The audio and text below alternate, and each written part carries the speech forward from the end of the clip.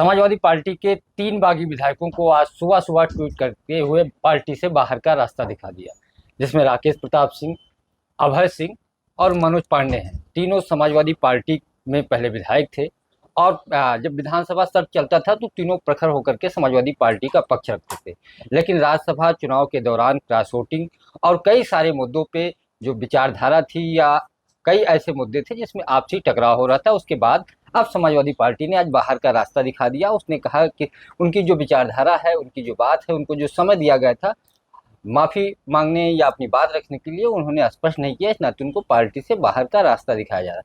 राकेश जी, मैंने कई बार सुना आपको सपा में रहते हुए सफोकेशन हो रहा था, दिक्कत हो रही थी। आज तो आप सुबह सुबह लोहिया पार्क में शायद घूम रहे थे, ऑक्सीजन ग्रहण कर रहे थे, लेकिन उसके बाद आपको निष्कासित कर दिया। अब तो अच्छे से सांस ले रहे होंगे।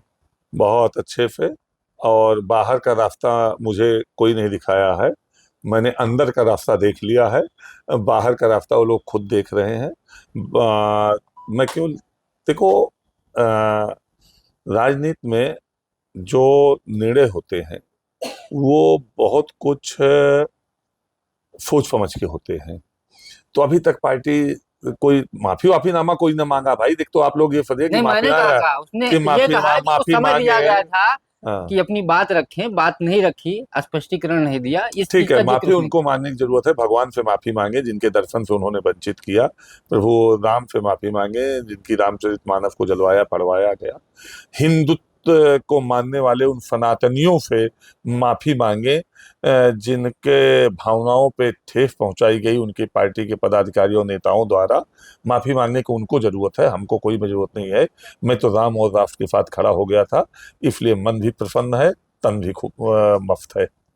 ये राज्यसभा चुनाव का इतना बड़ा मुद्दा क्यों बन गया? इससे पहले जब राज्यसभा चुनाव हुआ था, मुझे याद है आप होटल ताज में पार्टी रखे थे, जिसमें शिवपाल सिंह बागी थे और दिल्ली चले गए थे, नहीं आए थे। राजा भैया को आप लेकर के आए थे। हालांकि राजा भैया ने तो वोट नहीं दिया और फिर सपा का एक कैंडिडेट जो मायावती का था वो हार गया था। लेकिन आप उस चुनाव में आप अभय सिंह जुटे हुए थे और ये राज्यसभा में अलग हो गए, क्रॉस वोटिंग कर दिया।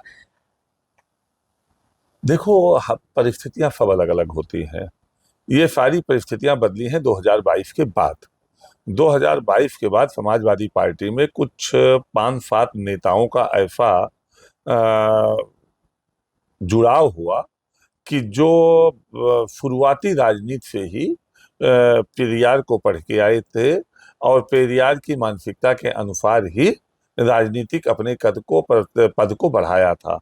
जब वो लोग मंच पर बैठने लगे और अखिलेश जी के कान में बात करने लगे तो अखिलेश जी भी उसी में दिग्भ्रमित हो गए। और दिग्भ्रमित इस तरह से हुए कि वो सनातन से भी उनकी दूरी होती गई, हिंदुत्व से भी उनकी दूरी होती गई, और राम और रामचरितमानस के साथ क्या क्या हुआ ये आपको पता है। तो मैं उस समय भी मैंने, ये तो राज्यसभा का चुनाव बहुत बाद में आया है, उसके लगभग 1 साल पहले मैंने मंच पे कहा था कि राजनीति रहे ना रहे, टिकट रहे ना रहे, विधायक रहूं ना रहूं, लेकिन ऐसे विक्षिप्त धर्म विरोधी प्राणियों का विरोध करूंगा। ये 1 साल पहले से शुरू हो गया था। राज्यसभा का चुनाव तो एक बहाना हो गया जहां से आप लोगों को मुद्दा मिल गया। मुझे याद है जब जिसकी जिक्र कर रहे हैं 4-5 नेताओं की, हमें लगता है एक स्वामी प्रसाद मौर्य का भी जिक्र कर रहे होंगे, जो रामायण से लेकर सनातन धर्म के खिलाफ बोलते थे, हालांकि पार्टी छोड़ दिए।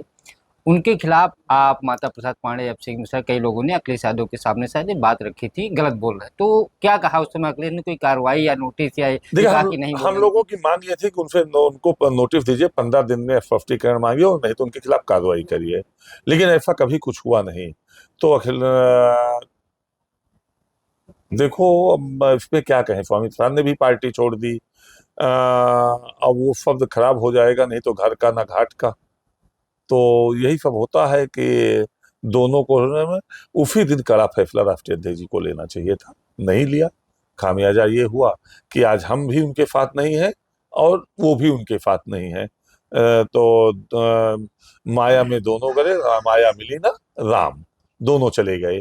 तो यही सब हुआ, बाकी तो ठीक है। मैं उनके निर्णय का स्वागत करता हूँ और उनके इस निर्णय से डूबती जहाज का हिस्सा बनने से बच गया।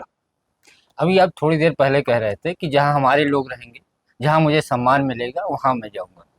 राजा भैया की सपा से दूरी बड़ी, राकेश प्रताप सिंह भी सपा से किनारा कर लिया, यानी बीजेपी से राजा भैया की नज़दीकी है। राकेश प्रताप सिंह, अभय सिंह, ये लोग बीजेपी के करीब है, वोट भी दिया, तो क्या आप बीजेपी रास्ता चुनेंगे? नहीं, आप लोग उस बात को, अपनों की बात नहीं समझे। मैं मैं बात कर रहा था सनातनियों की, मैं बात कर रहा था राम भक्तों की, मैं बात कर रहा था राष्ट्र भक्तों की। मैं टुकड़े टुकड़े गैंग की बात नहीं कर रहा था। मैं धर्म विरोधियों की बात नहीं कर रहा था।